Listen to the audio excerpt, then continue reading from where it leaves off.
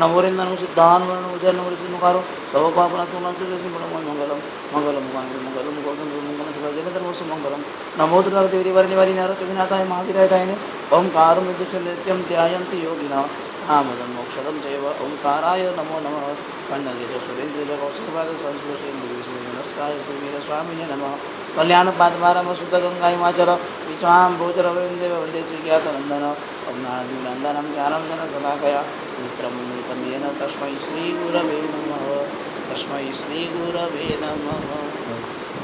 અનંત ઉપકારી અનંત કલ્યાણે કરનારા તારા તીર્થંકર શ્રમણુગાન મહાવીર સ્વામી આ સંસારથી તરવા માટે અને મોક્ષ સુખની પ્રાપ્તિ પ્રાપ્ત કરવા માટે ધર્મતીર્થની સ્થાપના કરી. જૈન શાસ્ત્રોના આગમોના રહસ્યનું મૂળ એક જ છે.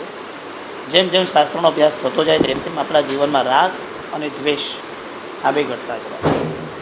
છેલ્લા ક્લાસની અંદર વંદિતું સૂત્રનો આપણે અર્થ જોયો. ખામેમી સબ જીવે ગાથા બહુ માર્મિક ગાથા છે.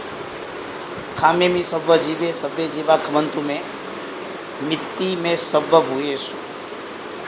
સર્વભૂત એટલે આ જગતના જેટલા પણ જીવો છે બધા જીવો સાથે મારે મૈત્રી ભાવ છે. આવો એક ભાવ અંદરથી જે વ્યક્ત કરવાનો છે.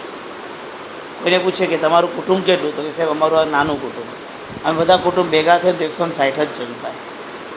બીજાને પૂછ્યું તમારું કુટુંબ, કે સાહેબ અમારું બહુ મોટું કુટુંબ, મિનિમમ બી અમે કોઈ ફંક્શન કરીએ ને 500-600 જણ તો આમને આમ જ થઈ જાય. ઘરમાં ફોનની ડાયરી કોઈની આટલી હશે, કોઈની આટલી હશે, કોઈની મોટી હશે. 2-3 ડાયરીઓ ભેગી કરીને એમને પોતે કંઈક સર્જન કર્યું હશે. ઘણા નંબર લખ્યા હશે. જેટલા બી નંબર લખ્યા હશે એમાંથી 50% નંબરોને તમે ઓળખતા જ નહીં. નંબર લખાઈ ગયો એ તમે ઓળખતા નહીં કે આ કોનો નંબર લખ્યો છે.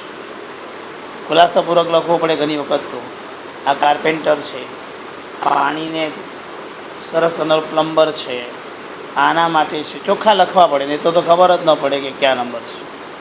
ઘણાના નંબર આપણે લખેલા જ ખબર હોય પણ આપણે એનું નામ જ યાદ ન કરે, નંબર શોધી ન શકીએ. છે ને સર્વસમ બધું એક સરખો ક્યાં છે? આવી દશા છે. નંબર ફોનમાં જ હોય, તમારી ડાયરીમાં જ હોય, પણ છતાં બી તમે એને મળી શકતા નથી. તમારી ડિરેક્ટરીની અંદર એ પ્રાપ્ત જ નથી. એટલે આવું લખો છો તમે લોકો? અમે પહેલી વાર સાંભળ્યા. ગજબ છો તમે તો, એકદમ સ્માર્ટ નીકળ્યા બધા. અને સેમસંગ જ સ્માર્ટ કાઢતો હશે પણ તમે સ્માર્ટ છો છે. આપણી બધી યાદશક્તિ આવી છે એટલે આપણે આ બધું ગોઠવણી કરવી પડે. પણ છતાં બી આપણે બહુ તો સંપર્ક કામના માટે કર્યો તે 50, 100, 200, 300, 500, 1000 માણસ સુધી કે 2000 માણસ સુધી પહોંચ્યા. વિઝિટિંગ કાર્ડ બધા ઓફિસમાં ભેગા કર્યા હોય ઢગલા બંધ. અડધા તો કામના જ ન હોય, અડધાને ભૂલી ગયા હોય. થોડા ઘણા યાદ હોય રાખવા જેવા રાખીએ, બાકીના ગયા. બાકી બધા કાઢી જ નાખવાના. બધું અલ્ટિમેટમ આટલું બધું વિચાર્યા પછી, આટલું કર્યા પછી એક ઊંડાણમાં જઈએ. નાની ભગવાન તો લખે છે ખામેમી સર્વ જીવે સર્વ જેવા ખમંતુ મેં મિત્તિ મેં સર્વ ભૂયેશું. એ 200, 500, 200, 500, 1000ની વાત નથી કરતા. એ લોકો વાત કરે છે ટોટલ બધા જીવો સાથે મારે મૈત્રી ભાવ છે. બધા, એક પણ જીવ નહીં એવો નથી ઓળખતો, જાણતો નથી, અજાણ્યો છે, ખ્યાલ નથી ક્યાં કશે છે. આફ્રિકાના જંગલમાં ઘૂસીને બેઠો હોય, ઓસ્ટ્રેલિયાની ટોચ પર જઈને બેઠો હોય, ન્યૂઝીલેન્ડના સબમરીનના અંદરના ભાગમાં જે ખાડામાં જઈને બેઠો હોય, તો પણ એ જીવો સાથે મારે મૈત્રી ભાવ છે. જેની સાથે કોઈ સંબંધ નથી એની સાથે મૈત્રી ભાવ. બધા સાથેનો આપણો મૈત્રી ભાવ હોય. મૈત્રી ભાવ આ ફ્રેન્ડશીપ નથી ગયા, મૈત્રી ભાવ. મૈત્રીની વ્યાખ્યા બતાવી જ શાસ્ત્રકારોએ, બહુ મસ્ત વ્યાખ્યા છે. પરના હિતની ચિંતા તે મૈત્રી. પરના હિતની ચિંતા એ મૈત્રી છે. બસ બીજાના હિત કેમ થાય એની વિચારણા કરવી. પરનું હિત એમ નથી કહ્યું સ્વપરનું હિત, સ્વનું હિત, પરના હિતની ચિંતા. કેવી માં હોય. એક નાનો છોકરો રડતો હતો, અમારાથી જોવાયું નહીં, એ પીપર માંગતો હતો. એટલે એની માને પીપર આપવાની સદંતર ના પાડતી હતી, નહીં જ મળે ચાલે પીપર. એટલે અમારાથી ના જોવાયું એટલે અમે એને પીપર લઈને આપી દીધી. તેની માં અમને વળવા લાગી, તમે પણ બગાડો છો અમારા દીકરાને. તમે બગાડ્યો ક્યાં? આટલો રડી રહ્યો છે, તમે પીપર નથી આપતા, અમે પીપર આપી તો શાંતો થયો જ નહીં. અમે કેટલું બધું સરસ કામ કર્યું, કોઈ જોઈને ઉપસમ ભાવમાં લાવી દીધો. એની માં બગડી અમારા પર. તમને શું સમજણ પડે છે? આ ખાઈને કફ થાય છે, કેટલો માંદો પડે છે. આપણે તો ભાઈ આ શું જોઈ શક્યા જ્યારે આ માં છે એનો કફ જોઈ શકીએ છીએ. આપણે હિત નથી કરતા, આપણે અહિત કરીએ છીએ. આ માં છે જે એના દીકરાને હિત માટે રડાવે છે, એનું હિત ઈચ્છે છે. કડવો પણ સારો જો હિત ઈચ્છતો હોય તો, મીઠો પણ ખોટો જો આપણું અહિત કરનારો હોય તો, મીઠો પણ સારો જો આપણું હિત કરનાર હોય તો, કડવો પણ ખરાબ જો આપણું અહિત કરનાર હોય તો. આપણે જગતના બધા જીવોના હિતની ઈચ્છા કરવી. એનું હિત શેમાં છે એ વિચારો. મારું હિત શેમાં છે એમ નહીં. આ મૈત્રી ભાવ છે. અજાણ્યા માણસનું પણ હિત આપણા હાથમાં છે. એનું હિત કેમ થાય, એને હિત આપી દો, બસ એનું હિત કરી દો. અને હિત ભાવ આપણે અંદરથી વ્યક્ત કરવા છે. અજાણ્યા માણસો કાંઈ ખબર નથી શું કરશે, પણ એનું હિત થવું જોઈએ. એનું હિત. કામવાળી ઘરની અંદર આવે છે, સ્કૂલની અંદર એના દીકરાની કે દીકરીને ફી ભરવાની છે, એ તમને આશ્રયને વાત કરશે, અથવા એ તમને જ આશ્રિત રહેશે ને કોને કહેશે. એના માટે 5 ઘર જ ફિક્સ છે, અને એ 5 ઘરમાં એક ઘર આપણું છે. એ આપણને એને રિક્વેસ્ટ કરી. એ ભણીને દીકરી કેટલી તૈયાર થશે, શું કરશે, ભણશે કે નહીં ભણશે, આફ્ટર ઓવરઓલ કોઈના ઘરમાં આપણે જાણતા નથી, કોઈનું ચિત્ત આપણે જાણતા નથી. આપણે વર્તમાનને જોઈને હિત વિચારવાનું છે કે બસ એનું હિત આમાં છે. ભણાવને તારી દીકરીને, આમને આમ તારા કામમાં નહીં જોડતી, તું ભણાવજો, હું તને પૈસા આપીશ. ભણાવીશ તો કાલે ઉઠીને એ પોતે પગભર તો થશે. એનું હિત ઈચ્છો. આ જગતમાં હિત ઈચ્છવું જગતના જીવો માટે બહુ મહત્ત્વનું છે. બસ એ હિત એટલો બધો ઉત્કૃષ્ટ ભાવ ઊભો કરાવી દેશે, એટલું ઊંચું લેવલ આપણું ખેંચી કાઢશે કે બસ એ હિતના થકી આપણને જે ખુશી મળશે ને એ ઓરિજિનલ ખુશી હશે. એ હિત આપણે પીરસવા છો. નોટ ડાઉટ, નો નેસેસરી કે તમે પૈસાથી જ હિત કરી શકો છો. તમે કોઈને સાચી સલાહ આપીને પણ હિત કરી શકો છો. કોઈના માટે તમે ઇનડાયરેક્ટ ડાયરેક્ટ કંઈ પણ કરીને હિત કરી શકો છો. આ હિતની ભૂમિકા છે. ઉપકારની એક વ્યાખ બતાવી છે કે હિત કેવું કરે, તો કે કોઈને પણ આપણા મનના ભાવો ખબર ન પડે એવી રીતે આપણે એનું સારામાં સારું કામ કરીને ક્યાં નીકળી ગયા ખબર જ ન પડી. આ હિત છે. તમને પહેલાં એ આવડવું જોઈએ કે હું એનું સારું કરીશ. તમે સારું તો કરશો જ, તમારામાં તો બહુ ટેલેન્ટ ને દયાભાવ છે, પણ સારું કર્યા પછી તમને જસ ન મળે તો તમારે દુઃખી નથી થવાનું. માટે પ્રિપેરેશન કે કરીને તમારે નીકળી જવાનું છે. કોઈને પણ કહેવાનું હતું કે મેં કર્યું માટે સારું થયું છે. એનું સારું થઈ ગયું ને, સમજાય છે. આ ભાવ અંદરથી વ્યક્ત કરવાનો છે. આ ભાવ, અને આ ભાવના જેટલી અંદરથી વ્યક્ત થશે સરસ, એટલું કલ્યાણ આપણા હાથમાં સારામાં સારું છે. મને આ લેવલ તમારું લાવ્યા. આ એક શાસ્ત્રમાં દ્રષ્ટાંત આવે છે, બહુ માર્મિક દ્રષ્ટાંત છે. મેઘકુમારની એક વાત આવે છે. મેઘકુમાર રિક્ષા લે છે, બહુ પૈસાવાળો માણસ, બહુ સુખી. મા બાપનો એકનો એક દીકરો, એક દિવસ માટે લગ્ન કર્યા મમ્મીની ઈચ્છા પૂરી કરવા માટે, અને પછીને રિક્ષા લઈ. 500 સાધુમાં છેલ્લો નંબર, એટલે સંથારો 12ના ગયા. સંથારો એટલે જે સુવાની હોય ને એને સંથારો કીધું. અને બધા સાધુ રાત્રે માતૃ જાય એટલે બધાના પગની ધૂળ રચકણ એમના સંથારામાં પડતી રહી. પડખું ફેરે તો રહેતી, આમ પડખું ફેરે તો રહેતી. એટલે આખી રાત બિચારા અર્થ ધ્યાનમાં કાઢે છે. એ ક્યાર આપણી તાકાત નથી, આ સંયમ નહીં પાડી શકાય. ઓફિશિયલી કાલે ભગવાનની પાસે જવું છે, અને મનની જે અંદર છે, અંતઃકરણમાં જે વિચાર આવ્યો છે, ભગવાન આગળ ખુલાસો કરીને, માફી માંગીને, સોરી કહીને આવું કોઈ એમને પાછો આપીને નીકળી જાઓ. અને રિયલ સવારે ઉઠીને ભાગી ન જતા, ભગવાન પાસે જાય છે, પ્રભુ મહાવીર પાસે. અને પરમાત્મા મહાવીર ભગવાનને કહે છે, ભગવાન મને રાતના બહુ આર્થ ધ્યાન થયું છે, હું સૂઈ શક્યો નથી. એટલી બધી રીતિ સંસારમાં આવી ગઈ છે કે હું સૂઈ ન શક્યો, અને મારાથી હવે દીક્ષા નહીં પડાય. દીક્ષાનો પહેલો દિવસ, દીક્ષાની પહેલી રાત, અને પહેલી રાતની અંદર આવી ઘટના થઈ કે એનો ભાવ ખતમ થઈ. પણ એનો આત્મા જો કેટલો નિર્મળ છે, ભગવાનને કહેવાય છે. ભાવનું પતન તો થાય, પણ એ કહેવા ગયું, એની નિર્મળતા જો. ભગવાન કહે છે, મેઘકુમાર, સંથારામાં પડેલી ધૂળ રેતી ઊંઘ બગાડે છે. ખાલી તું એક વખત પાસ્ટમાં જ આપીશ, હું તને બીજું કાંઈ નથી. પૂર્વજન્મમાં તું શું હતો, તું ખાલી વિચાર કર કે પૂર્વજન્મમાં તું કોણ હતો ને તે શું કર્યું છે, વિચાર કર. પૂર્વજન્મ હાથીનો ભાવ, જંગલમાં રહેવાનું, બધા સાથે મૈત્રી ભાવ, બધા પ્રાણી સાથે હળી મળીને રહે. અનેક વખત જંગલમાં મોટી આગ લાગી ગઈ, એવી ભયંકર આગ લાગી છે કે વાયુ વેગે આગ આગળ વધતી હતી, કે દાવાનળ ફાટ્યો હતો. અને દાવાનળ એ જંગલનો અગ્નિ કહેવાય. એને શાંત પાડવા માટે ઝાડ કાપવા પડે, એની સ્પીડ માપીને એટલા દૂરથી ઝાડો કાપવા પડે કે એને ઈંધણ ન મળે તો એ શાંત થાય, બાકી શાંત જ ન થાય. આવો ભયંકર દાવાનળ.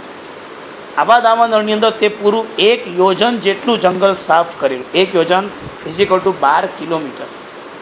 હાથીને 12 કિલોમીટરની જરૂર નથી. હાથી માટે કેટલા કિલોમીટર જરૂર પડે? 5 કિલોમીટર ન પડે. 0.10મો ભાગ હોય તો કિલોમીટરનો, તોય ઇનફ હતો હાથી માટે. તો હાથીએ પૂરું 1 યોજન જેટલું આખું જંગલ ઉખેડી નાખ્યા, ઝાડ બાળને દૂર ફેંકી દીધું. કેમ? તો કે જંગલના જેટલા બી મારા મિત્રો બધા અહીંયા ફસાઈ ગયા છે, બધા ક્યાં જશે આગની અંદર? બધા અહીંયા આવી જાય. બધા જંગલના જીવોને સારું કરવા માટે, સાતા આપવા માટે જંગલ સાફ કરી. આની પણ કોઈ વેલ્યુ નહીં ગણતા, 0. આની કાંઈ મહત્તા નહીં ગણતા. નંબર 2, બધા જીવો જેમ જેમ આવતા જોઈને હરખ થવા લાગ્યો. બધા પોતાનું સ્થાન લે, બધા જબરા, બધાનો વિચાર નથી કરતા. બધા ફટાફટ જ્યાં જગ્યા મળી ત્યાં સેટ થઈ ગયા. લપાઈ લપી આમ તેમ કરીને બધા બેસી ગયા. કારણ કે બધા સમજતા તો હતા કે ફાયરથી બચવું હોય તો ક્યાંક સેફ થવું પડે, એટલી તો અક્કલ એ લોકોમાં હતી. ફટાફટ બધા આવી ગયા અને એ જોઈને પોતે ખુશ થાય છે. આની પણ વેલ્યુ નહીં ગણતા, કાંઈ નહીં. નંબર 3, આટલું કરી લીધા પછી, આટલું થઈ ગયા પછી, આટલું હોવા છતાં એ હાથીને પગમાં ખંજવા લાગ્યું. એટલે હાથી કે એક પગ થોડોક ઊંચો કર્યો શરીરમાં થોડુંક ખરવા માટે, તો એક સસલું એ જગ્યા જઈને બેસી ગયું. હાથીના પગ જેવી જગ્યામાં સસલું રેબિટ આવીને બેસી ગયું. હાથી પગ મૂકવા માટે જાય છે ને પગ મૂકતા મૂકતા જોવે છે નીચે રેબિટ. ઓર તમારા જેવા ને મારા જેવા બુદ્ધિશાળી લોકો હોય તો એટલીસ્ટ પ્લીઝ કાંઈક તો કરી લે. એટલી તો હોશિયારી આપણામાં ખરી. ચેરમાં જો ચેર ન મળે તો કોઈકને ઊભું કરતા આપણને આવડે. નહીં આવડે? જવાહરભાઈ આવડે? શીખવાનું છે. નથી શીખવાડવા, બધું નથી શીખવાડવા આપણે. એમને એમ શીખવાડવાનું છે કે આ શું થયું. સ્માર્ટ નથી બનાવવા આપણે. દયનીય દશા નહીં, ઉદાર દશા. કે ભગવાન એવી શક્તિ જોઈએ, બેસું ને તો ઊભો તો રહી શકશે. તારી ઈચ્છા છે કે કૌશક મુદ્રા શીખવાની હશે, બેઠક જિંદગી નહીં, અને હું કૌશક મુદ્રાની ભૂમિકામાં લઈ જઈશ.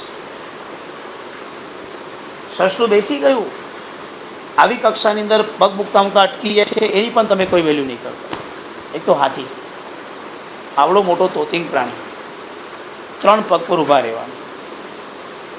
એટલો ટાઈમ 24 કલાક, 48 કલાક, બીજા 12 કલાક, 60 કલાક 3 પગ પર. આમને આમ પગ રાખ્યો છે.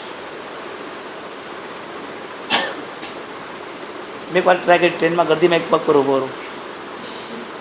એક સ્ટેશને મેં તો ભાઈ હટો, સાઈડ કરો, પેર ઉપર હે. સહન જ નહોતું, ધ્રુજારી ચાલુ થઈ ગઈ શરીરમાં. મેં વિચાર કર્યો કે ગરદીની અંદર આટલું પકડવાનું, આટલું છે આનંદવાળું, પડી જવાનો ડર નથી, એમાં બી એક પગ પર આપણી બેલેન્સ નથી. ઓલો હાથી જંગલના અગ્નિના ટેન્શનમાં આટલા બધા પ્રાણીઓને પોતે આટલી આપ્યા પછી પોતાની પાસે જ્યારે સેફ જગ્યા નથી ત્યારે 2.5 પગ પર એ 2.5 દિવસ સુધી 3 પગ પર કર્યો. 2.5 દિવસ, 60 કલાક. આની પણ કોઈ કદર નહીં કરતા. કાંઈ ઠીક છે, 60 દિવસ પસાર થયા. અરે 2-3 દિવસ જે જંગલનો અગ્નિ શાંત થયો, 2.5 દિવસ પછી એટલે બધા પ્રાણી ફટાફટ નીકળવા લાગ્યા. બધા પ્રાણી નીકળતા ગયા. બધા નીકળ્યા એટલે છેલ્લે એને પગ પહેલાં નીચે મૂકવાની કોશિશ કરી, પણ પગ એવો જકડાઈ ગયો હતો, લોહી એવું બંધાઈ ગયું હતું કે પગ નીચે મૂકવા જાય ત્યાં જ બધો ઢળી પડે. એ ઊભો જ નથી થઈ શકતો. એને પગમાં એટલી બધી ભયંકર ખાલી ચડી ગઈ કે શું પ્રોબ્લેમ થયો, એનો પગ જેમ પેરાલિસિસ થઈ જાય એના પગને એવો કોઈ પ્રોબ્લેમ થઈ ગયો અને ઊભો નથી થઈ શકતો. જંગલમાં પડી જાય છે. જંગલમાં પડી જાય છે ત્યારે એની સેવા કે સારવાર જોનાર કોઈ પ્રાણી નથી, એની પણ તમે કોઈ કદર નહીં કરતા. કાંઈ વાંધો. આટલા બધા લેવલ સુધી પહોંચી ગયા પછી બધા પ્રાણીઓ સહી સલામત ગયા પછી કોઈ પણ પ્રાણી એને થેન્ક યુ કહેવા પણ ઊભો રહ્યો નથી. અને આટલું કામ કર્યા પછી કોઈ થેન્ક્સ નથી કહેતું. બધા માટે કર્યું, એક યોજન જરૂર નથી. આટલું બધું સામેથી કર્યા પછી એને થેન્ક્સ શબ્દ નથી મળતો, એનો પણ એને કોઈ રંજ નથી. આ લેવલે મેઘકુમાર તું આ ઘોડિયામાં જન્મ્યો છે. ક્યાં 2.5 દિવસ આટલા બધા જીવોની ચિંતા, આટલું જંગલ સાફ, 2.5 દિવસ સસલા માટે તું 3 પગ પર ઊભો રહીને તારી જાત ન જોઈ, પડી ગયો, ઊભો ન થઈ શકો, મરી ગયો તું ત્યાં. અને તું તારા સારા કરવામાં બધા બચી ગયા, તું મરી ગયો અને એમાં તને કોઈ થેન્ક્સ નહોતું કીધું તો બી તને રંજ નહોતો. થેન્ક્સ ન કે સમજણ પડે જ કાંઈ.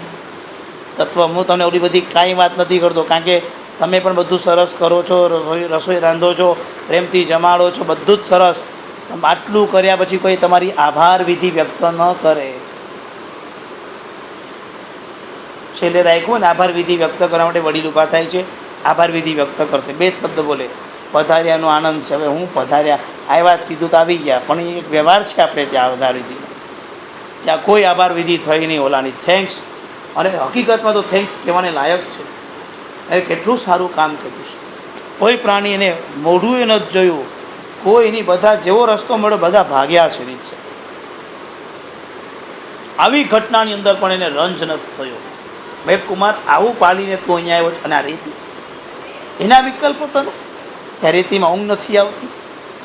ક્યાં અઢી દિવસ 3 પગ પર બધું જોયા વિના તું ઊભો રહ્યો છે, અને આ રેતીના સંથારામાં તું ડરી ગયો.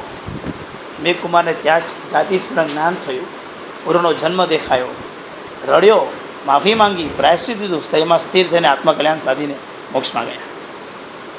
સમજાય બરાબર? કેટલો ઊંચો પરિણામ છે. આ જૈન શાસન છે. સેવા કર્યા પછી થેન્ક્સ લેવા માટે પણ નહીં ઉભા રહ્યો. મૈત્રીભાવ, હા, પરના હિતની ચિંતા, હા, મારું ભગવાને કીધું છે કે તારે હિત ચિંતા કરવાની છે, મને થેન્ક્સ આપવા માટે નથી કરવાની. થેન્ક્સ કેમ આપો છો? હા, હું તમને એમ પણ કહીશ, તમારે થેન્ક્સ લેવાની નહીં, પણ તમારે બધાને થેન્ક્સ કહેવાની ખરી. તમે મારી વાત સમજો છો ને? તમારું આ લેવલ હું ઉપર લઈ જઈશ. દુનિયાના બધા ટેક્સીવાળો ડ્રાઈવર તમને ટેક્સીમાંથી છોડે, તમારે થેન્ક યુ કહેવાનું જ. સહી સલામત પહોંચાડ્યા, ઠોકી દીધી હોત તો કેવો આનંદ આવે છે. જો એને તમે થેન્ક યુ છો ને એને તમે એના મોઢા પર આનંદ જોજો. કોઈએ એને થેન્ક્સ કીધું જ નથી. ઘણા ગાંઠિયા જીવોએ થેન્ક્સ કીધું, ને આપણે જ્યારે થેન્ક્સ કહીશું ને એને આપણા પ્રત્યે, આપણા ધર્મ પ્રત્યે શ્રદ્ધા થશે. બધે ખબર જો કાંદરીમાં સવાર નીકળ્યો 5:30 વાગ્યામાં, એક ભાઈ રિક્ષાવાળા મળે, માંડ કોક જે મળે એમાં જતા હોય. અને મારો આ સ્વભાવ કે ઉતરે એ લોકોને થેન્ક્સ કહીને નીકળું. પૈસા તો આપણે આપવાના જોઈએ, એમાં તો કંઈ ના હોય. થેન્ક્સ કહેવાનો આપણે એક વ્યવહાર રાખીએ કે આપણે બધાને કહેતા એટલે આપણા બી એક સંસ્કાર હોય. હું બી એને થેન્ક્સ કહું તો નેક્સ્ટ જતી ઘર આગળ આવીને ઉભો રહ્યો 5:30 વાગે. બધા તો પુણ્ય ખતમ કરી નાખશે પછી. પણ એનો જે ભાવ હતો, એ જે ભાવથી ઊભો છે, શાયદ એ ભાવ ઉત્કૃષ્ટ હતો. મેં એને કીધું નહોતું કે કલ સુબહ કે તુમ ખડા રહી જાના. એ આવીને ઊભો રહી ગયો ત્યાં. મને કે મેં બસ મેં ઇંતજાર કરતા હતા કે આપ અભી आओगे, મેં તૈયાર રહેતા હતા. યા पे आके મેં ખડા રખ દી ગાડી. તારે વિચાર આવે કે એક થેન્ક્સ શબ્દ સાંભળ્યા પછી માણસ એ થેન્ક્સની કેટલી મોટી કદર કરી. કેવો મૈત્રીભાવ પ્રભુ આપણને સમજાવે છે. તું હિત કરને, બધાનું મજા કરને, સાચી સલાહ આપો ને શું જરૂર છે. બધાને સાચું કહો, ખોટું શું કામ કોઈને ભરમાવાનું. સાચી સલાહ કોઈ પણ પ્રકારની. નોટ એમ કહેતો કે તમે ધર્મનું જ કહેવો. છોકરો સ્કૂલમાં ભણે છે એટલે તમે સાચું કહો, આમ નહીં પણ તું આમ ભણ, તના રીતે દાખલો જલ્દી બેસી જશે. હિસ્ટ્રી આમ નહીં, આમ બનાવો. નોટ આમ ન બનાવે, આમ બનાવો. તમારે ટેલેન્ટ આપો ને. 1 પણ રૂપિયાનો નહીં લેવાનો. ઓલો ઊભો થઈ જશે ને એનો આનંદ માનો ને, ખુશ થાવ ને. દર વસ્તુને પ્રોફેશનલી કેમ બનાવવાની? શા માટે? હિત કરો. આપણી પાસે ટેલેન્ટ છે તો આપણે નહીં આપીએ તો અરે એક વસ્તુ સમજી રાખજો, તમારી પાસે જે પણ કંઈ જ્ઞાન છે, આવડત છે, નોલેજ છે, તમારી નથી. એ પ્રભુ આદિનાથની કળા છે. સમજી લેજો પહેલાં.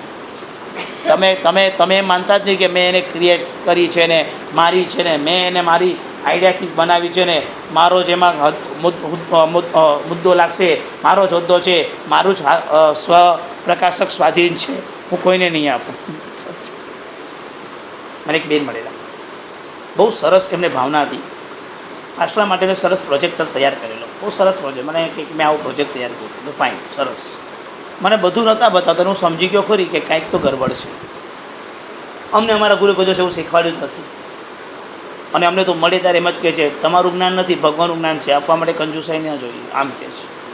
પ્યોર અને પાકો માલ બી આપવો તો અમને ગુરુદેવની આજ્ઞા થઈ ગઈ છે કે તમારે આમ આપી દેવાનું. તમારે એમ નહીં જોવાનું કે આ મારી મોનોપોલી આને આપી દઈશ તો મારું શું થશે. ના પાડી છે અમને ગુરુએ, બહુ કડક કીધું છે. અને ત્યાં સુધી કન્ડિશન કરી છે, શીખવા માટે આવે એ એના ટાઈમે આવશે, તારા ટાઈમે નહીં, અને તારે આપવું પડશે. આટલી બધી કન્ડિશન અમારા સાથે કરી છે અમારા ગુરુદેવ.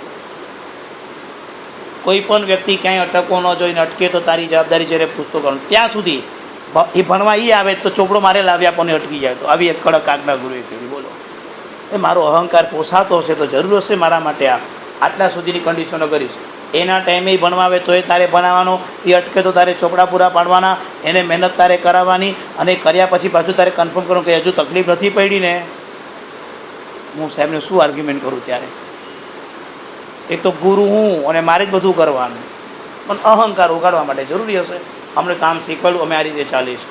કોઈ એવી કે આ અમારું છે ને અમે કોઈને આપીએ જ નહીં. આમ આપવાનું છે અમારે તો, અને અમને ગુરુની આજ્ઞા છે, અમે આપશું. એવા બેનને પ્રોફેશનલી હશે વસ્તુ. તમે સમજી હું શું કહેવા માગું છું. મને મોગમ વાત કરીને મને કે આમ કરું છું, બધું સરસ, હું તમને બધા પ્લાન આપીશ, આમ કરો છો આમ કરજો. મને કે એક સરસ, મેં તું શું તમે મને જે પ્લાન આપી તમે લોકોને નહીં આપી શકો. મેં બેને કીધું હું તમને પ્લાન આપવા માટે બંધાવું છું, પણ હું મારા પ્લાન બધાને ન આપવી રીતે નહીં બંધાઈ શકું. કોસ મને ગુરુની આજ્ઞા છે, મારા ગુરુની આજ્ઞાનું ઉલ્લંઘન હું ક્યારેય નહીં કરું. મને કે કોન્ટ્રાક્ટ પેપર સાથે તો કોન્ટ્રાક્ટ પેપર એટલે શું? મને હું કરું કોન્ટ્રાક્ટ પેપર શું આવે? મેં કંઈ કોન્ટ્રાક્ટ સહી કર્યા તમારી પાસે? હા ભાવનાબેન કીધું જ કંઈ ક્યાંય પિંકી તો આવતા જ નથી, કંઈ કોન્ટ્રાક્ટ નથી કર્યા મેં. મને છોડીને તમે જઈ શકશો નહીં.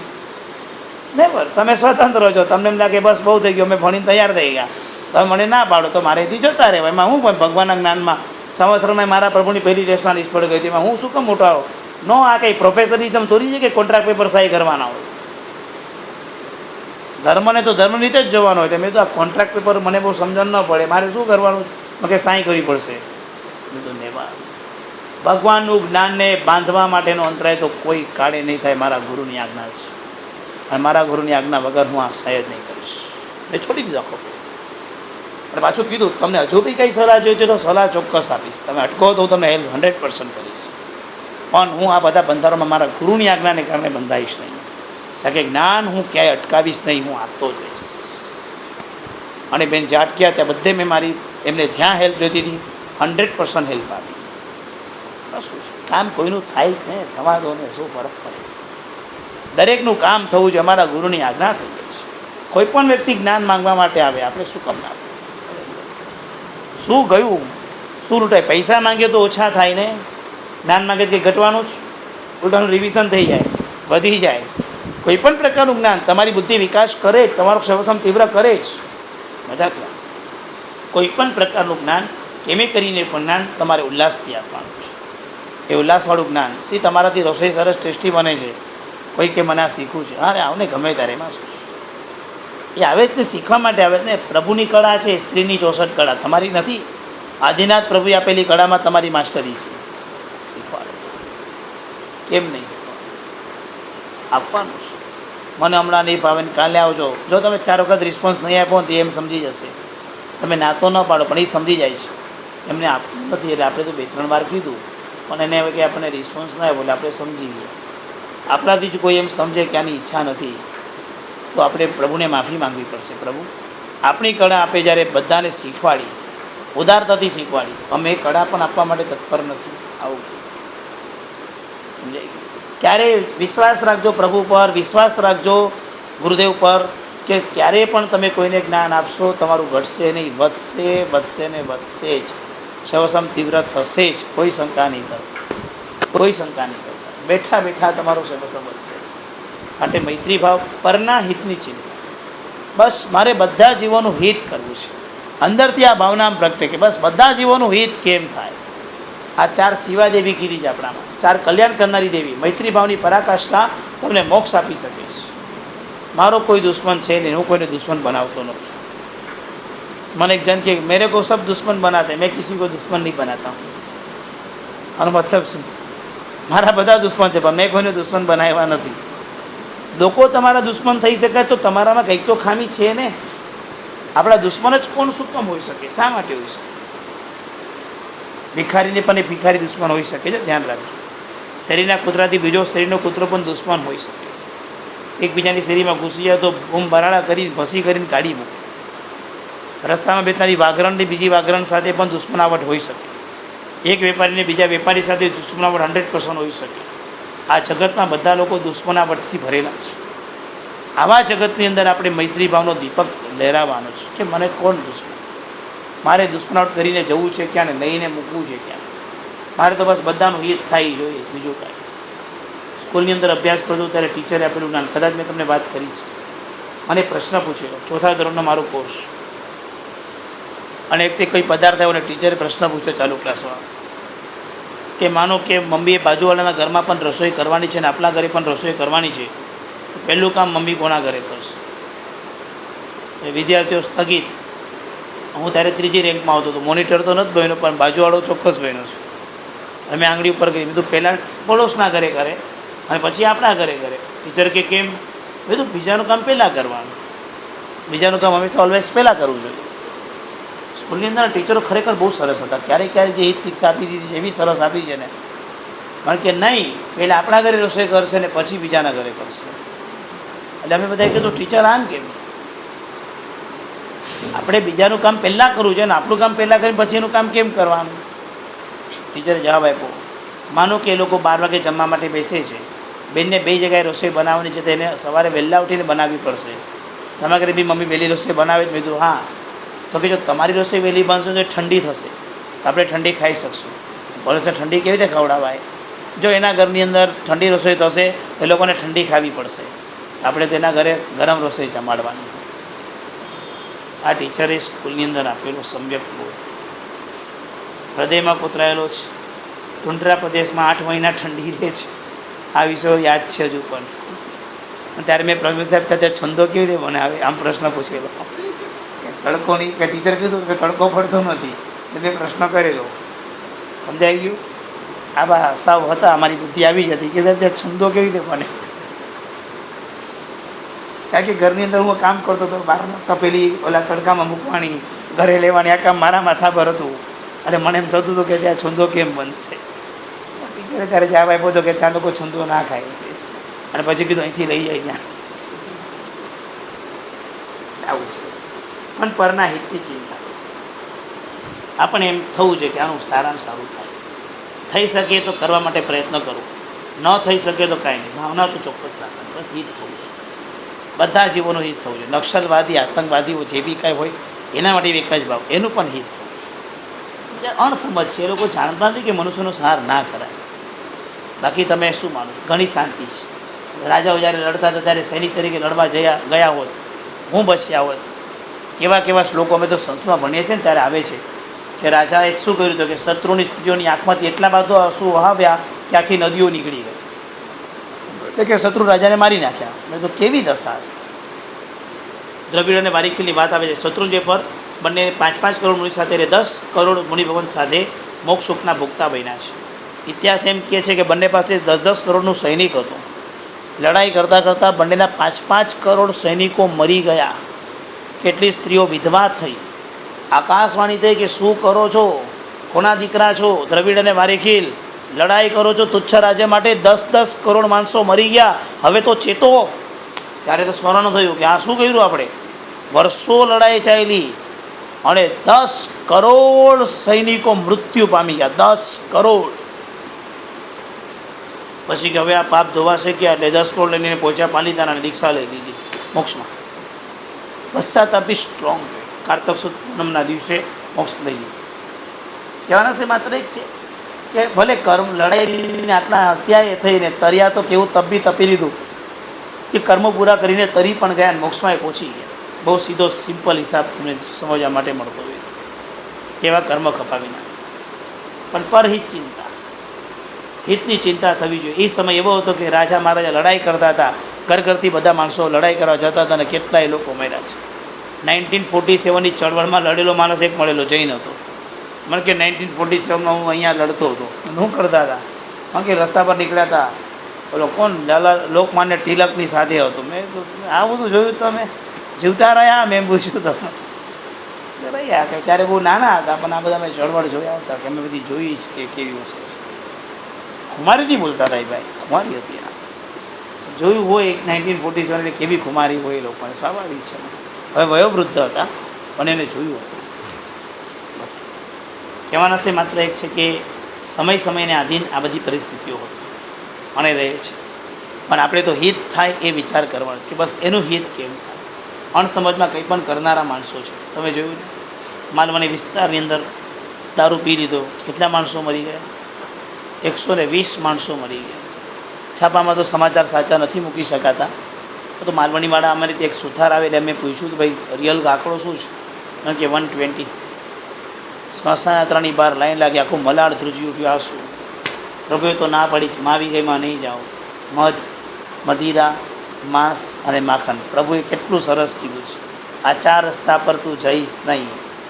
પ્રભુની આજ્ઞા જોઈ લો, પ્રભુએ કેટલું સરસ કીધું છે. આ 4 રસ્તો સારો નથી, ના જ પાડી દીધી. કોઈ દિવસ પ્રોબ્લેમ નહીં. ના બિચારા જીવો, 1-2 રૂપિયાનું દારૂ, માલવણી વિસ્તાર, ગરીબ એરિયા, ઝૂંપડાઓ બધા ત્યાં ચાલી. ઘરમાં ઘૂસે તો 15 મચ્છરા જ ફરતા હોય. આવા એરિયાની અંદર એક સાથે 120 ઘરના સારા માણસો મૃત્યુ પામી ગયા. કામ કરનારા, પગભર પૈસા કમાનારા, ગરીબ વિસ્તારના માણસોનું મૃત્યુ. આવા દારૂ બનાવનારા પ્રત્યે પણ આપણને દ્વેષ નહીં, આપણને હિત ઈચ્છા થઈ જાય કે ભાઈ ભગવાન એવું થાય કે આ જીવને એવો સારો બિઝનેસ મળે, એવું સારું કામ મળે કે આવાજમાંથી નીકળી જાય. આ શું કરે છે? બિચારાની કેવી દયનીય દશા છે. હું દ્વેષ કરવાનું પણ નથી કહેતો. આ પ્રભુનું શાસનમાં આટલું ઊંચું લેવલ લાવવાનું છે. આવું કરનારા પ્રત્યે વ્યવહારમાં દુનિયામાં લોકો દ્વેષ કરતા હોય કે આવું કરાતું હશે, આવા દારૂ બનાવાતા હશે. પણ આપણે આટલું પામ્યા છે, ભલે લોકોની સામે ન ભૂલે, પણ આપણી અંદર ભાવના શું રમતી હોય? આપણી અંદરની ભાવના રમતી હોય કે આવા જીવો, આવા ટોપ જીવો, આવા જીવો પણ એક દિવસ મોક્ષમાં જવાના. તો આ જીવને એવું હિત થાય કે આ લોકોનું હિત થાય. આમને આમ આટલા જીવોનું સંહાર કરીને આ જીવે શું મેળવ્યું? માંડ 500, 1000, 2000 રૂપિયા કમાયો હશે, આટલા બધા જીવોનું સંહાર થઈ જશે, એને કલ્પના પણ નહીં કરી હોય. અને કેવું થઈ ગયું બોલો? દારૂ ઝેરી થઈ ગયું. કોઈ મારવાનું એટેન્શન નહીં હોય, ખાલી પૈસા કમાવાનું ને ગરીબ માણસોને, ગરીબને હલકી વસ્તુ આપવાનું એટેન્શનથી કંઈક કરવા ગયો ને એક સ્વરૂપ ખોટું થઈ ગયું. સમજાય છે?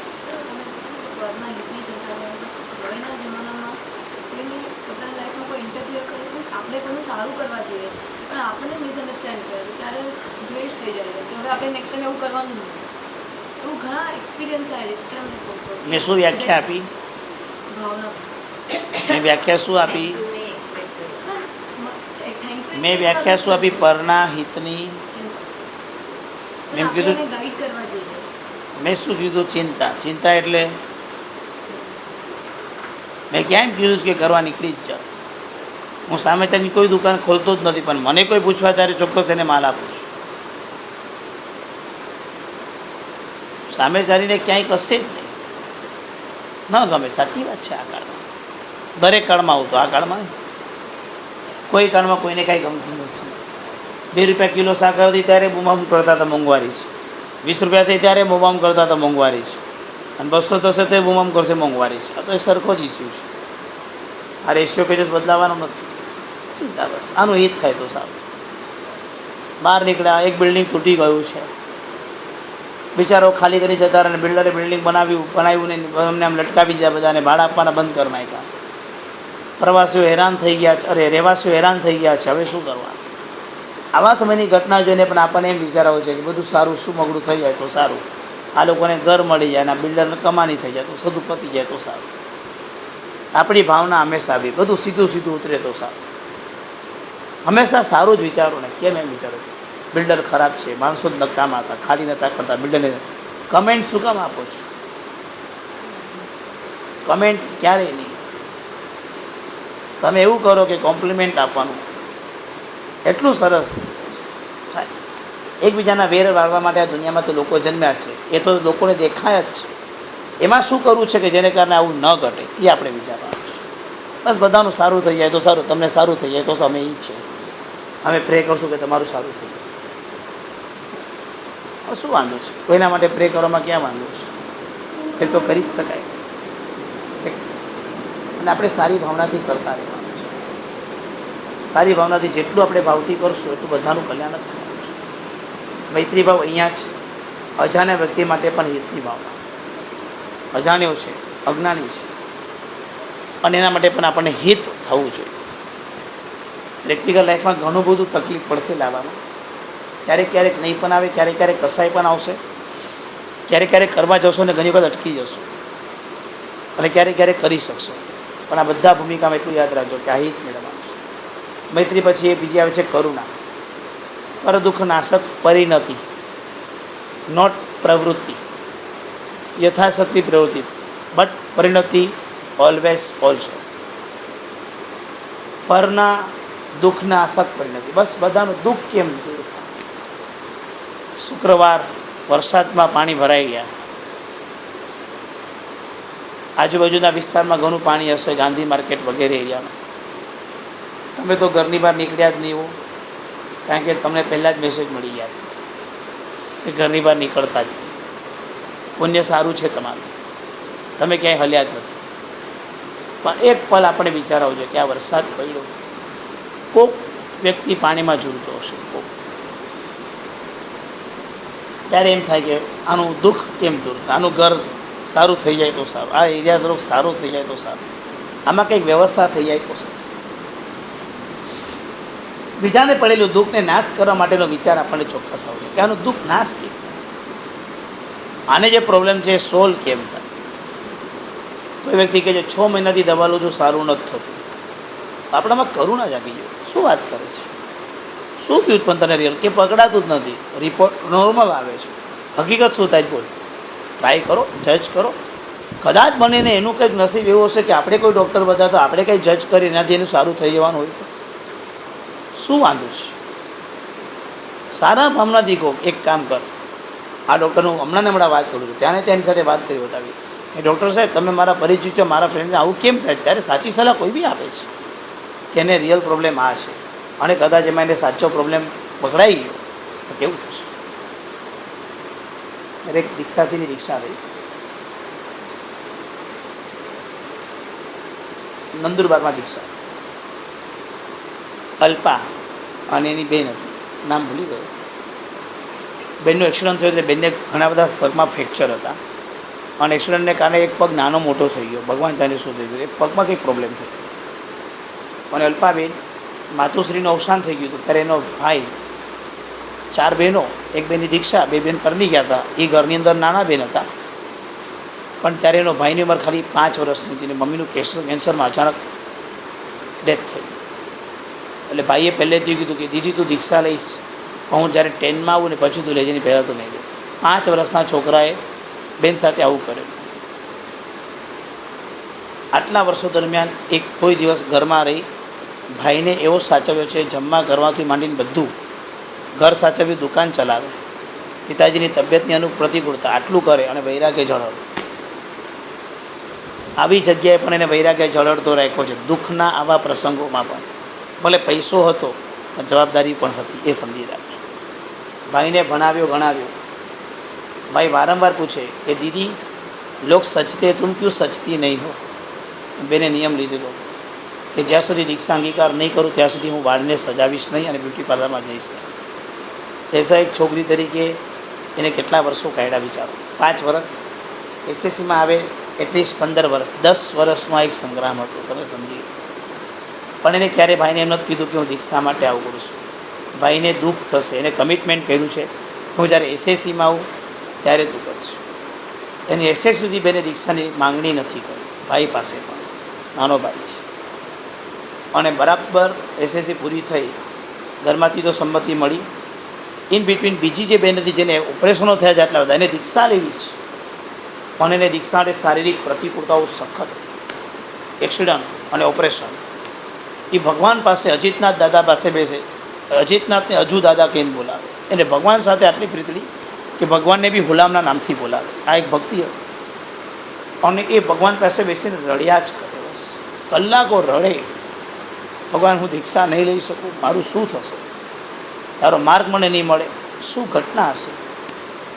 એ સંઘની અંદર એક પ્રીતિબેન કરીને એક બેન હતા. એ બેન સાથી સુધા એક પરનેલા બેન કોક ગામના ત્યાં આવેલા હતા. પૂજાનો સમય બંનેનો ભેગો થાય, બીજો કોઈ સંબંધ કે પરિચય નહીં. અને એ બેને જોયું કે આ બેન છે ને રડે છે રોજ ભગવાન પાસે આવીને, એટલે એને થોડુંક અને આ બેન આંખીમાં આગળ હોય એટલે એમ ઓળખે ખરી ગામમાં બધા કે આ બેને દીક્ષા લેવી છે, પણ એના પ્રોબ્લેમ્સ આટલા છે. એ બેને પોતાના ઘરને સાચવવા સાથે આયુર્વેદિક, એલોપેથિક, ડૉક્ટર, રિપોર્ટ છે એને સ્વદ્રવ્યથી આની દીક્ષા થાય એના માટે જે મહેનત કરીશ, 2 વર્ષ લગાતાર એની પાછળ મહેનત કરીશ, લગાતાર એના ઘરને સાચવવા સાથે 2 વર્ષ. ડૉક્ટરની એપોઇન્ટમેન્ટ છે, સાથે જવાનું છે, હું આવીશ, હું આવું છું, હું લઉં છું, ચલો સાથે લેવા આવું છું, મૂકવા આવું છું. એ બેને કાંઈ જ નથી કર્યું. આટલી બધી એને મહેનત જે કરીશ, દીક્ષાના આખા મંડપના વિદાયમાં 10,000 માણસોની મેદની વચ્ચે ભાઈની સ્પીચ, આખી સભાની આંખમાં આંસુ. ભાઈ એટલું જ કીધું, લોકોને માનો ખોડો મળે છે, મને બેનનો પલ્લું મળ્યો. લોકોને માં મળે છે, મને બેન મળી હતી. મેં બેનને પૂછ્યું તું સચતી કેમ નથી, પણ બેનને કર્મ તોડવાના હતા. મેં અંતરાય કર્યો તો બેને ક્યારેય કીધું નથી. બસ 4 વાક્યમાં સ્પીચ પૂરી કરી અને સભાએ અશ્રુભીની આંખે સ્પીચને વધારી છે.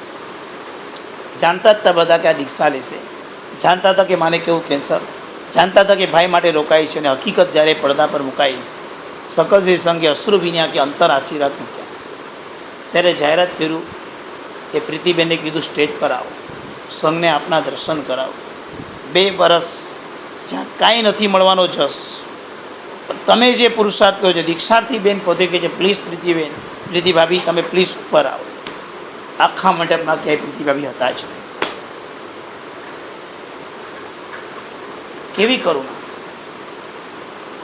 દુઃખ નાશ કરવાની શું પરિણતિ હશે!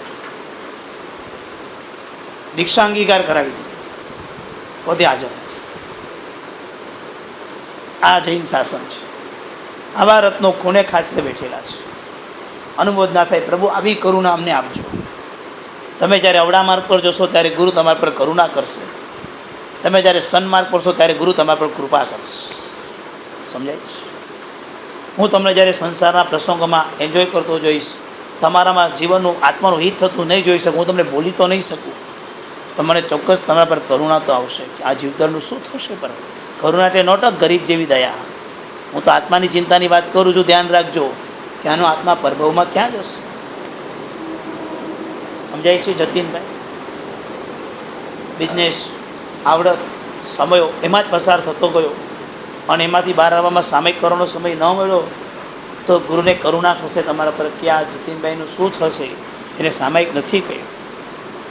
અને જો જતીનભાઈ સામયિક કરતા હશે તો ગુરુદેવની હંમેશા થશે અંતરની કૃપા, આગળ વધ, તારો મન ક્ષમતામાં લાગે. આ 2 કામ ગુરુ કરે, એક કરુણા અને કૃપા. આંખોમાં કડકાઈ, હૃદયની અંદર સોફનતા, નાળિયેર વત, ગુરુ સોબત.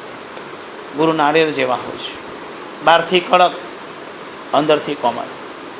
કડક પણ રહેવું પડે. નાળિયેરની અંદરનું પાણી એટલું સરસ છે, બહારથી કવચ પણ એટલું જ સારું છે.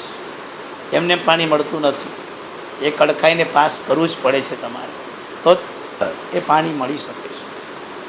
આ ગુરુનું દર્શન છે. પર દુઃખ નાશક પરિણતિ. બસ પ્રભુ એવી શક્તિ આપો કે બીજાના દુઃખ દૂર કરવામાં અમે નિમિત્ત બન્યા અને બીજાનું દુઃખ રમતા રમતા દૂર કરીશું. અમને આપ. કદાચ અમે કરી ન શકીએ તો પરિણતિ કરવામાં શું વાંધો છે. સમજી શકાય છે કે બિલ્ડિંગની અંદર કોઈ વ્યક્તિ બધાને હેરાન કર્યા છે, બધા ત્રાસી ગયા છે, કર્મસત્તાનું ચકરડું ફર્યું, એને પ્રોબ્લેમ આવી, એને જ મોઢાનું કેન્સર આવ્યું. શું વિચાર આવશે? સંસારમાં લોકો તેમ જ બોલશે, અહીંયાનું કર્યું અહીંયા ભોગવવાનું. આપણે આવું બોલશું? કેવી રીતે બોલી શકીએ આપણે? આ બોલવા માટે આપણે અધિકારી છીએ? તો આ સંસારી જોઈને આ ધર્મનું જ્ઞાન પામ્યા પછી શું? આવું ખોટું કરનારા વ્યક્તિ પ્રત્યે પણ આપણને અંદરથી એમ થવું જોઈએ, આવું આને સારી ટ્રીટમેન્ટ મળી જાય તો સારું, આ સારો થઈ જાય તો સારું. આપણી શુભ ભાવના જ હોવી જોઈએ. ખ્યાલ આવે છે? પર દુઃખ નાશક. એક ભાઈ છો, બીજા 2 ભાઈઓને સાચવવાની જવાબદારી તમારા માથા પર છે. બિચારા સક્ષમ નથી, ખૂબ ઉલ્લાસને ખૂબ પ્રેમથી મમ્મીના આશીર્વાદથી તમે એમને સાચવી રહ્યા છો. સાચવતા સાચો એક દિવસ એવા કે એના દીકરા ભણી ઘણી તૈયાર થઈને એમના સુખના દિવસો આવે, અને સુખના દિવસોમાં એ લોકો કદાચ તમને યાદ ન કરે તો પણ આપણને કોઈ અફસોસ નથી. પ્રભુ આપે જે મને કામ આપ્યું છે કરવા માટે આપ્યું છે, કર્યા પછી મને સંભળાવે એના માટે નથી આપ્યું. પ્રભુની હાજરીમાં સંવત્સરમાં કોઈએ પ્રભુના ગુણ ગાયા નથી, પ્રભુએ કોઈ અફસોસ વ્યક્ત કર્યો છે. તો આપણે શું કામ આવી ગુણાનવાદની અપેક્ષા રાખીએ કે મારા ગુણો ગાઓ? જીવતા પણ નહીં, જીવ્યા પછી પણ. મને તો પ્રભુએ જે આપ્યું તે પ્રભુનું જ્ઞાન હતું, એના દ્વારા મારે સંસાર તરવાનો છે, હું તો તરી જઈશ, બસ બીજું કાંઈ. આ ભાવનાથી પરના હિતની ચિંતા, મૈત્રી, પરના દુઃખના નાશની પરિણતિ, કરુણા, બીજાના સુખમાં આનંદ, પ્રમોદ, બીજાના સુખમાં આનંદ થવો છે. બિલ્ડિંગની અંદર, એક સોસાયટીની અંદર એક ગાડી નીચે નથી. બિલ્ડિંગમાં ધીરે ધીરે સારા સમય આવ્યો, લોન પર ગાડી મળતી હતી એટલે એકબીજાને ગાડી વસાવી. અને એજીએમમાં એક ભાઈ ઊભા થઈને બોલ્યા, સ્પીકર હોય ને, કે આપણું બિલ્ડિંગ દિવસે દિવસે પ્રગતિ કરી રહ્યું છે. આપણે જે અત્યાર સુધી સાયકલ અને સ્કૂટર ઊભી રહેતી હતી અને હવે આપણી બિલ્ડિંગમાં જો નીચે ગાડી ઊભી રહી છે. તો લોકોએ તાલીઓ પાડી. આમ 5 વર્ષ પછી એજીએમમાં એ ભાઈ બોલા ઊભા થયા, ભાઈ બિલ્ડિંગમાં જેટલી જગ્યા હોય એટલી જ તમને ગાડી પાર્ક કરવા માટે મળે, વધારે પાર્ક કરવા માટે તમને ના મળી શકે. કોઈએ તાળી ન પાડી. સમજી ગયા ને? બીજાના સુખમાં આનંદ કરો. બીજાને સારું મળ્યું તો ખુશ થવા. અરે સરસ થઈ ગયું ને, એન્જોય. બીજાનું સુખ જોવા નહીં જવાનું, બીજાનું સુખ જાણીને આનંદ કરવાનો. ફરીથી એકવાર શું કહ્યું? બીજાનું સુખ જોવા નહીં જતા, બીજાનું સુખ જાણીને આનંદ કરવાનો. જાણવામાં સાચું ન મળે, સારું મળે. જોવામાં તમે બેઠા હતા સ્માર્ટ છો કે સાચું પકડી શકશો. પ્લીઝ જોવા નહીં જતા. બહુ શોર્ટમાં સમજાયું, ખ્યાલ આવી ગયો? મારે એક પરિચિત બેન છે, જ્યાં જાય ને ત્યાં બધાને એમ કમેન્ટ કર્યા કરે, આ કપડાં તને સારા નથી લાગતા, આવું પહેરાતું હશે. પહેલાં બધા લોકો માનતા હતા, બધા કે નથી લાગતા તો નથી લાગતા, કાંઈ વાંધો નહીં. ઓલવેઝ એ બે જ કામ કરે, બધામાં ભૂલ કાઢે. અને બીજું કામ કરે પોતાના દીકરાની બહાર, મારો દીકરો આમ, મારી દીકરી આમ, મારા દીકરા આટલી પ્રગતિ કરી, મારો જમાઈ આટલો આગળ આવ્યો. બધા કે સારું કહેવાય, બીજું શું. આ કોઈ પ્રમોદ ભાવના નથી, આ તો બધો દ્વેષ ભાવ અને ઈર્ષ્યા ભાવ છે. આપણું સુખ કેટલું જ ઇમ્પોર્ટન્ટ નથી, બધા લોકો સુખમાં આગળ વધે એ છે અને એ સુખનો આનંદ માનવાનો છે. સ્કૂલની અંદર હંમેશા મમ્મીએ શીખવાડેલું આગળની બેન્ચીસ પર બેસવાનું, પહેલી બેન્ચીસ પર. અમને તો આવું શીખવાડેલું. તમે બી કદાચ આવું જ શીખ્યા છો. મમ્મી હંમેશા પણ આવું જ કહે. સીધા સાદા હતા, તોફાન મસ્તી આવડે એટલે આપણે આગળની સીટ પર ટાયર્ડ એમ રાખીને બેઠા હતા. ભગવાન જાણે. ટીચર એક દિવસ શું કર્યું, રોલ નંબર પ્રમાણે બેસાડે કે મારો રેન્ક ગયો લાસ્ટ બેન્ચ. એટલે મેં રડવાનું ચાલુ કર્યું. કારણ કે લાસ્ટ બેન્ચીસ પર જાઓ એટલે તમને એક ઓડ ફીલ થાય કે દિવસ બેઠા ના હોય, એટલે તમને એમ લાગે કે ઠોઠ માણસોની જગ્યાએ આપણે બેઠા, હમણાં પ્રિન્સિપલ આવશે તો આપણી સામે એમ જોશે આ ઠોઠ લોકો પાછળ બેઠા છે. સ્કૂલમાં આવું રહેતું હતું. ટીચર મારી જગ્યા પર આવે, મને કે કેમ રડે છે? ટીચર તમે છેલ્લી બેન્ચીસ પર કેમ બેસાય? મને નથી બેસવું, મને આગળની બેન્ચીસ પર જ બેસવું છે. ટીચરે મને 2 દિવસ પછી આગળની બેન્ચીસ પર લઈ તો લીધો મારું રુદન જોઈને, પણ ટીચરે ત્યારે જે હિત શિક્ષા આપેલી મને આજે યાદ છે કે ઓલવેઝ તો અત્યાર સુધી આગળ હતો ત્યારે તારી વખતે બીજા લોકો પાછળ બેઠા હતા ને તને આગળ રાખ્યો ને, તો આજે તું પાછળ જઈને લોકોને આગળ કરને કેમ નથી કરતો? સો સ્પર્શના એનો આનંદની જે વાત મને ટીચરે કરી છે. આજે બી જ્યારે પાછળ જવાનો સમય આવે છે ત્યારે એક વખત દુઃખ થાય છે કે પાછળ ગયો, પાછું ઓલું યાદ આવે એટલે સુખ થાય છે. નહીં, બીજા આગળ જાય ને એનો આનંદ ખેલાય. અને એ આનંદ ખરેખર માણવાની બહુ મજા આવે છે. ભલે ટીચરે આગળ લઈ લીધો, કારણ કે મારી એ વખતે અજ્ઞાન દશા હતી, હું રડ્યો હોઈશ, ટીચરને દયા આવી હશે જે હશે તે, પણ ટીચરે જે આપેલો હિત પદાર્થ છે એ મને આજે પણ યાદ છે. બીજા ધોરણમાં બનેલી આ ઘટના છે. સ્કૂલ એસવીપી હતી ને એમાં છેલ્લી બેન્ચ એ પણ આજે યાદ છે. આ રીતે પૂછવા છે, સમજાય છે? આ ભૂમિકા, આ વસ્તુ સ્થિતિ એટલી સરસ મેં કીધી છે. પાછળ ગયા પછી પણ બધાને આગળ મોકલવાનો એક આનંદ હોય છે. એ આનંદ પણ માનને, બીજા બી સુખી થાય એનો આનંદ માન, એ આનંદ છે. બધાને નવડાવવાની વ્યવસ્થા કરતાં કરતાં ભગવાનનો અભિષેક પૂરો થઈ ગયો, પૂજા ચાલુ થઈ ગઈ. હું જ્યારે તૈયાર થઈ ગયો ત્યારે ઓલરેડી બધાને અભિષેક થયા, હું રહી ગયો. ઘટના એવી થઈ કે બધાને નવડાવવાની જવાબદારી મારી હતી, એટલે પાણીની વ્યવસ્થા કરવાની. એ બધી વ્યવસ્થા કરતાં એટલો ટાઈમ નીકળી ગયો કે હું નાતા એટલો તો લાસ્ટ સ્ટેજ આવી ગયું કે બધા પૂજાના બધા અભિષેક કર્યો. પછી બધા મને મળે કે અભિષેક કર્યો, બધું ના અમે તો કરી લીધો. નહીં તો આ પ્રબોધ ભાવનાથી બહાર ન ફેંકી દે તો સારું. આપણને હું એકદમ સહી જાતો. બધાને પ્રભુ તમે બોલાવ્યા, હું પામર, મારી કોઈ અયોગ્યતા છે પ્રભુ તમે દૂર કર્યો, પણ મને આનંદ છે આપે મને જે કામ છે તેમાં બધાને આગળ મૂકવાનો એ આનંદ આજે બી હું માની ગયો. હું રહી ગયો એ વિકલ્પ હંમેશા દુઃખી કરશે, બધાને મળી ગયું એ વિકલ્પ હંમેશા સુખી કરશે. આ વિભાગ પ્રમોદ ભાવનાનો છે. હજુ એક માધ્યસ્થ ભાવના બાકી છે, તે આવતા ક્લાસમાં લઈશું. આ મૈત્રી ભાવ મોક્ષનું કારણ છે. બસ હિતની ચિંતા, આમાં તમારે કાંઈ નથી કરવાનું, કોઈ ઇન્વેસ્ટમેન્ટ નથી કરવાનું. હિત ચિંતો નહીં, સારું બોલો ને બધા માટે, બધાના સુખની અપેક્ષા રાખો ને ખાસ આપણા કુટુંબીઓના સુખની અપેક્ષા તો હંમેશા રાખવાની. બધા મારાથી સુખી થવા છે, મારાથી પણ આગળ, બંગલા ગાડી જેને જે મળે એ બધું બધા સુખી થાવ. જો એ થશે તો મારી ભાવના ખરેખર સાચી પડશે, તો મારો ધર્મ સાચો થઈ જશે. સાધનોથી એ લોકો બી ધર્મમાં વળશે, કેમ નહીં કરે? ભાવના ઉત્કૃષ્ટ ખ્યાલ આવી ગયો બરાબર. જેના છે ક્રમ સર્વ પ્રધાન ધર્મ જન્મ જતી શાસ્ત્રમ નવરિંદા નવજાનું કરું સભક પાવકના સમસ્તી પ્રમોય મંગલમ બસ મૈત્રી પ્રમોદને કરુણા, 3 ભાવના બસ ભાવવાની. આ અઠવાડિયા માટે નથી હતું, લોંગ ટાઈમ હોય, પણ અત્યારે અઠવાડિયા માટે આપું છું. ભાવી જાય તો પામકારી છું. સ્પેશિયલી નહીં, પણ જ્યારે બી કોઈ હિત તમને આવશે જ આવતે હિત શિક્ષા લેવા માટે આપજો, ઉદારતાથી આપજો. અને એના ટાઈમે આપજો, તમારા ટાઈમે નહીં. ઇનકમ્યુનિટી તો કહેજો કે મને આ ટાઈમ ફાવશે પ્લીઝ, આ ટાઈમે પણ અનુકૂળતા કરજો. એનું અને તમારું બંનેનું અનુકૂળ કરીને કરજો, પણ સાચી સલાહ આપજો. અને અપાઈ જાય એને બીજું કાંઈ નહીં કરતાં ભગવાનને થેન્ક્સ કહેવા જોજો. ભગવાન આજે લાઈફની અંદર તારી આજ્ઞા અને તારી ઈચ્છા પ્રમાણેનું કાર્ય થયું, આ તને થેન્ક્સ છે. ભગવાનને થેન્ક્સ કહેજો. ખ્યાલ આવી ગયો? નવરત્ન પડી ગમ અરે